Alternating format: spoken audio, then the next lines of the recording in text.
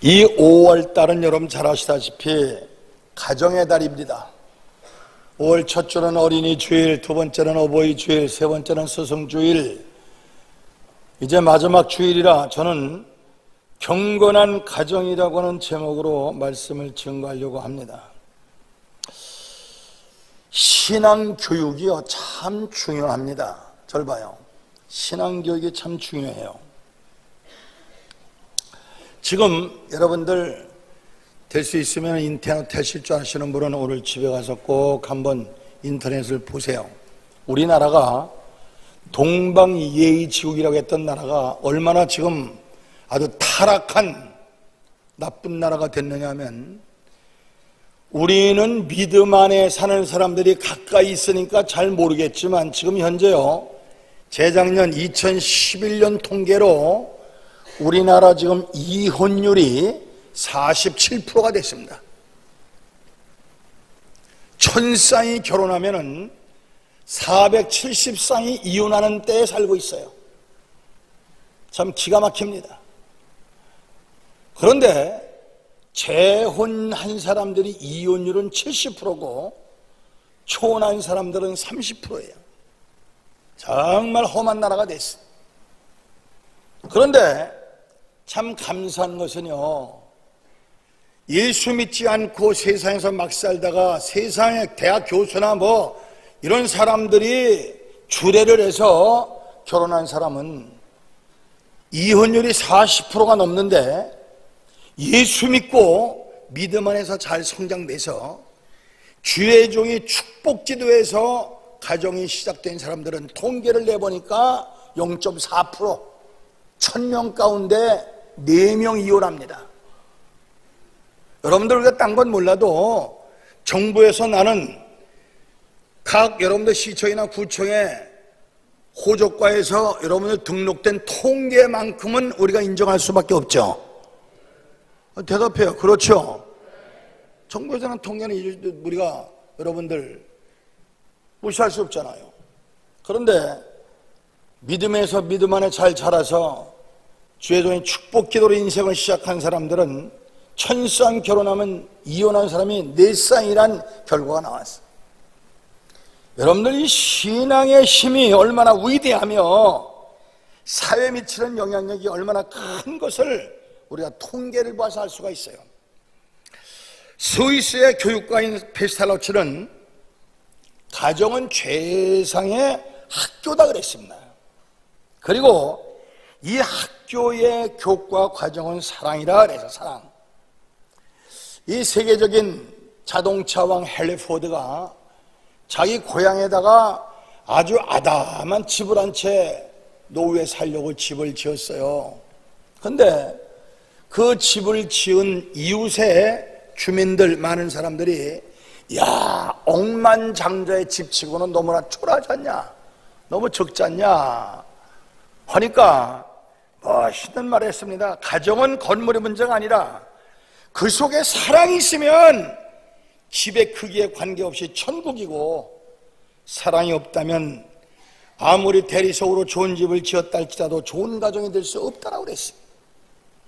그런데 지금 전 세계적으로 유대인의 가정은요, 참 여러분들 본받을 만한 가정이다 해서 전 세계가 유대인의 가정 교육을 지금 답습하고 있어요. 왜냐하면 여러분들 300만 밖에 안 되는 유대인의 그 적은 숫자의 이스라엘 백성들이 전 세계 노벨상의 30%를 유다 사람들이 탑니다. 게다가 지금 정치, 경제, 사회, 금융, 군사 모든 면에 유대인들이 세계를 지배하고 있어요. 그게 왜 그럴까?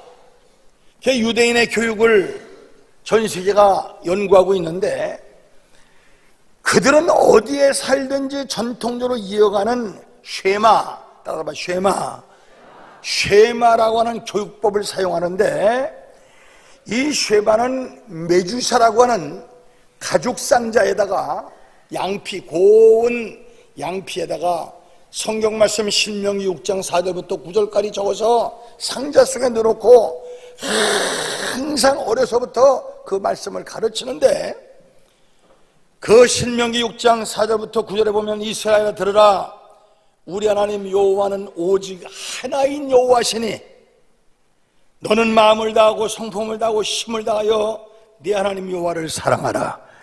오늘날 내가 네게 명하는 이 말씀을 너는 마음에 새기고 내 자녀에게 부지런히 가르치며 집에 앉았을 때든지 길에 행할 때든지 누웠을 때든지 일어날 때든지 이 말씀을 강론할 것이며, 너는 또 그것을 내 손목에 매어 기호를 삼으며 내 미간에 붙여 표를 삼고 내 집 문설주와 바깥문에 기록할지니라. 어려서부터 철저히 신명기 6장 말씀을 가르쳐서 어린아이들을 키우는데, 여러분들 수천 년에 이때 왔다 간 공자 선생도 그런 말 하잖아요. 순천자는 흥하고 역천자는 망한다. 예수 믿지 않은 세상 사람들 인명은 재천이라고 해요. 역시 인간의 생사화복을 주장하시는 분은 하나님이신 줄 믿으시기 바랍니다. 나는 가끔요 우리 성도들로부터 이런 말 들어요. 애들 교회 안 나옵니까? 물어봐. 아이고 목사님 요새 애들이 부모 말 듣나요?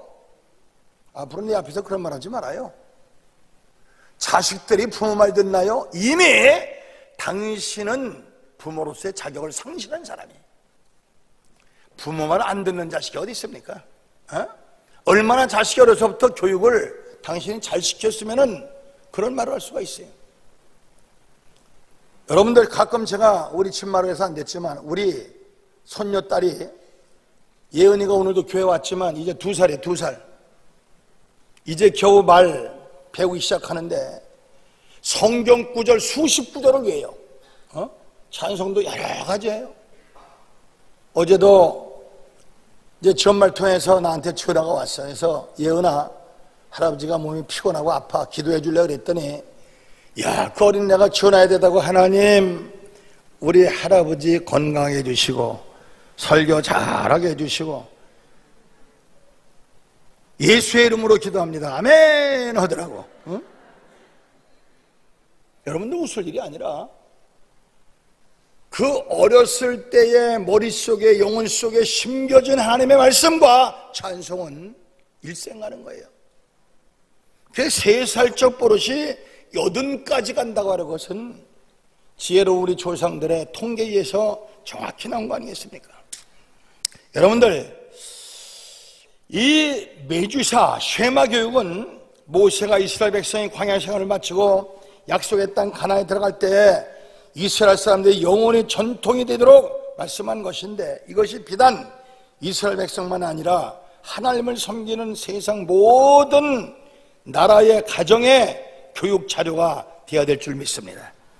가정이란 교육기관은 하나님이 창설하신 기관인데, 잘 들으세요. 하나님께서 만드신 기관이 단체가 2가지가 있습니다. 하나는 아담과 하와 짝을 지어서 가정을 이루신 가정과, 또 하나는 하나님이 만드신 가정과, 또 하나는 예수님이 만드신 교회입니다.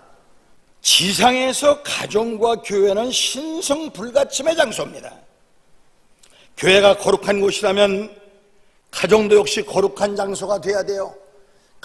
남편은 남편대로 흔들고 다니고 마누라는 마누라대로 바람 피고 다니고 이상한 짓 하고 쌈박질하는 장소가 가정이 아니라, 여러분들 교회가 거룩한 곳이라면 가정도 역시 거룩한 장소가 돼야 되고, 교회는 찬송이 있습니다. 그렇다면 가정에도 찬송이 있어야 되고, 교회 기도가 있으면 가정에도 기도가 있어야 되고, 교회가 예배하는 곳이라면 가정에서도 예배를 드려야 돼요. 나는 그래서 여러분들 오늘부터라도 가정에서 꼭 예배를 드리십시오. 어느 시간을 맞춰 예배를 드리시고, 식사 때나 예배 드릴 때 어린 유아부터 돌아가면서 여러분들 기도하게 만들고, 할렐루야. 그래서 여러분들 어려서부터 신앙을 철저히 심어줘야 돼.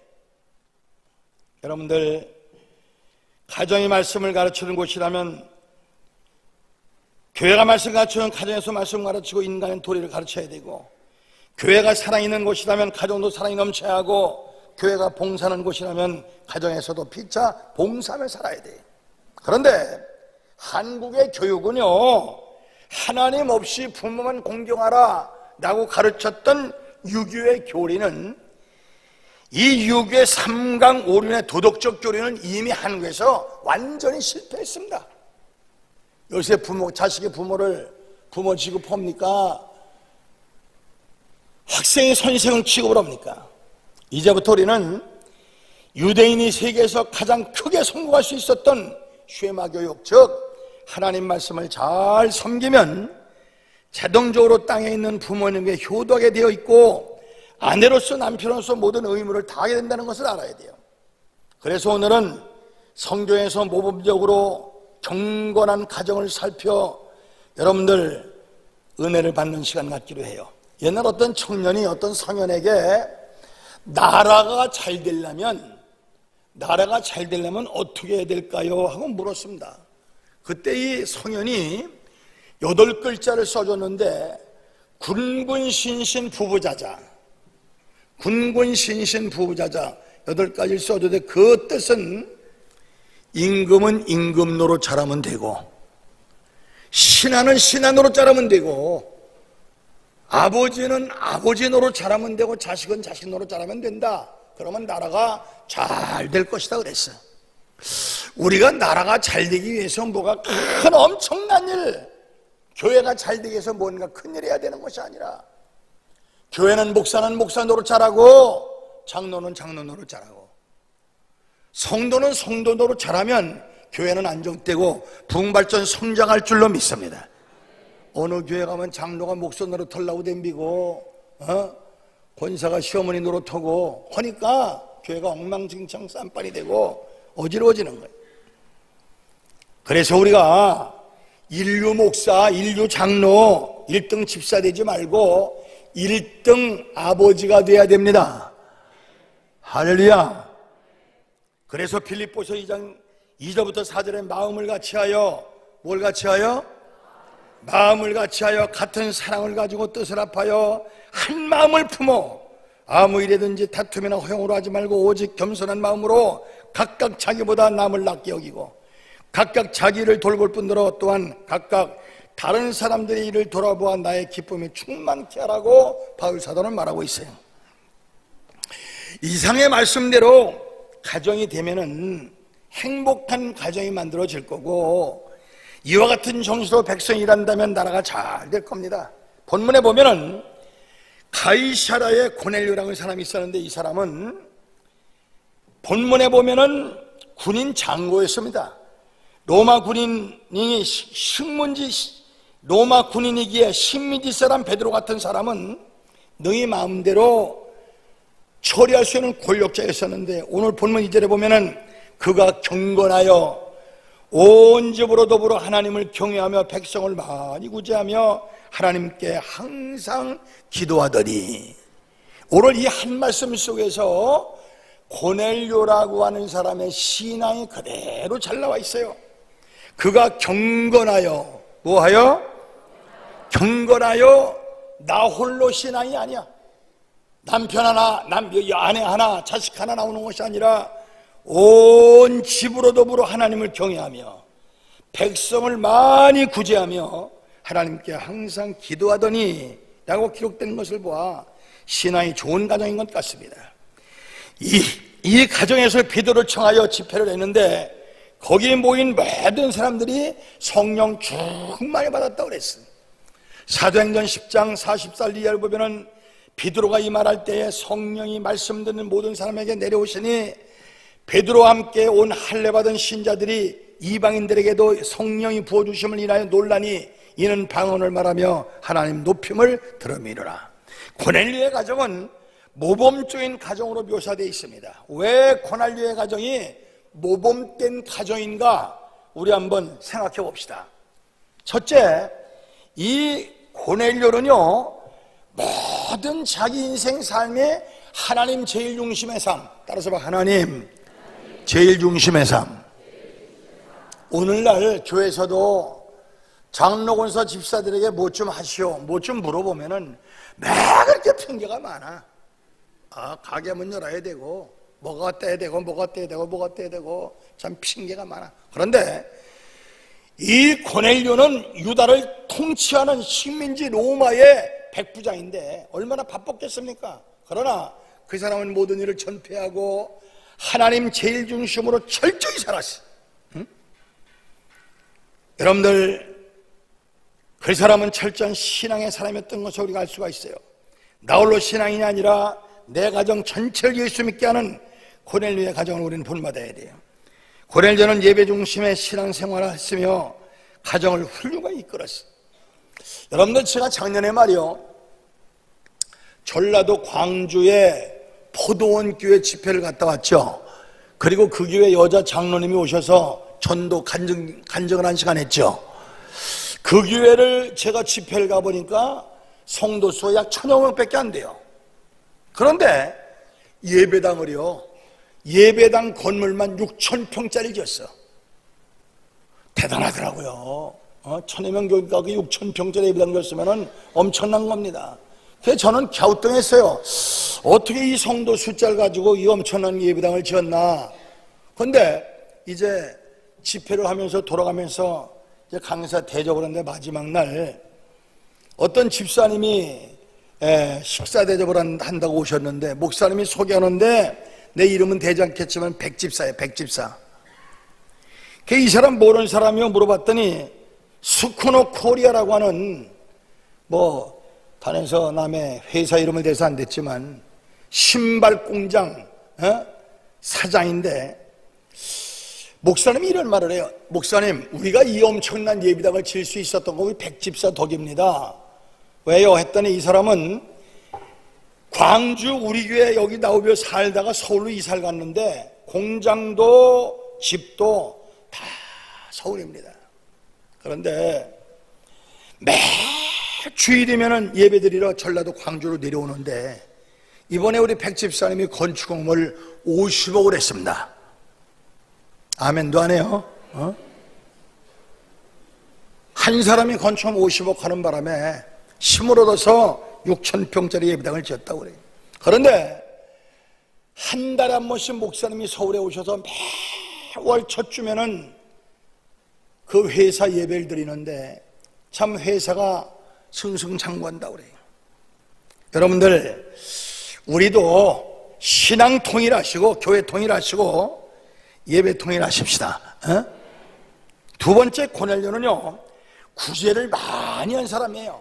그것도 자기 나라도 아니고 남의 나라, 식민지 나라에 들어와서 주변에 가난한 사람 없는 사람을 골라서 구제를 많이 했다. 잠언 11장 24절 이하를 보면 흩어 구제여도 더욱 부하게 되는 것이 있나니 과도히 아껴도 가난하게 될 뿐이라. 구제를 좋아하는 자는 풍족해질 것이요 남을 윤택하게 하는 자는 윤택하여지리라 했어요. 심은 대로 거둔다고 하는 것은 만고불변의 진리 아니겠습니까? 여러분들, 우리가 신문이나 이런 뉴스에 나오는 걸 보면은요, 남을 구제하는 것을 보면은 어떤 부자나 거부들이 오는 것이 아니라 우리 주변 보세요. 돈 좀 있다는 사람일수록 지독스럽습니다. 대개 월급 몇 푼 받고 가난한 사람들이 참 없는 사람들 사정을 알고 구제를 발휘해요. 우리도 구제를 좋아하는 그런 성도들이 다 되어서 빛과 소금 되어지길 바랍니다. 자, 여러분들, 오늘 오부 예배에 오셔서 간증을 하실 이필섭 장로님이 말이요, 육해공군 동토로서 합참의장을 지내셨지만 이분이요 저 대구 3군단 군단장을 오실 때 참 재미있는 사건이 있었어요. 절 봐요. 저 대구에 이태중이라고 하는 장로가 있었는데 이분이 60세 생일날 건축업을 했는데 타이탄 추럭을 끌고 60세 생일에 가만히 남의 집을 고쳐주러 가면서 생각을 해봤어요. 자, 내가 장로가 됐고 60살을 살아가면서 내가 오늘 하나님 앞에 선다면 뭐 하다 왔다고 대답할 것인가? 기가 막힌 거예요. 그러니까 이분이 결심을 하고 자기 집을 다 팔아서 정리를 해가지고 3군단 예하 대대에 예배당을 하나 지었어요. 그런데 그 예배당 입당 예배 드리던 날 군단장 이필섭 장로님이 참석을 하셨는데 이 예배당이 어떻게 지어진 거냐 하니까 이태중 장로라고 하시는 분이 이 예배당을 사재를 다 털어서 지었습니다. 이필섭 장로님 군단장으로서 감동을 받아가지고요, 우리 이필섭 장로님 참 신하입니다. 제가 얼마 전에 간증했지만 한 번은 제가 밤늦게 전화를 했어요. 장로님, 내가 좀 드릴 말씀이 있는데 좀 뵙시다 하니까 내가 내일 오시오 세계 기독 장교회 때문에 홍콩을 떠나는데 다녀와서 좀 뵙으면 좋겠습니다. 그러십시오 했더니 그 다음날 새벽 기도회인도 하려고 내 방에서 딱 나와보니까 방문 앞에 서 있어요.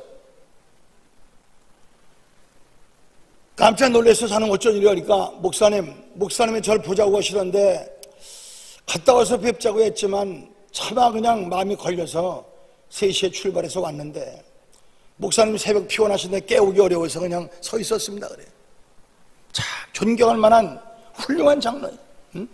그런데 이 예배당 지었다는 말을 듣고 감동을 받아서 앞으로 3군단 예하에 있는 모든 부대에 좌우간 건축이라든가 이런 것들은 가능하면은 이태동 장로를 다 주어라 해서 그 모든 건축을 다 그분한테 몰아줘서 경원종합건설이라고 하는 건설회사를 어마어마하게 세웠는데 하나님께서 그 빈털터리 하나를 축복해 주셔서 좀 엄청난 건설회사가 됐고 종합건설이 된 그 첫 해에 40억이라고 하는 수입을 볼 정도의 거대한 회사가 됐어요.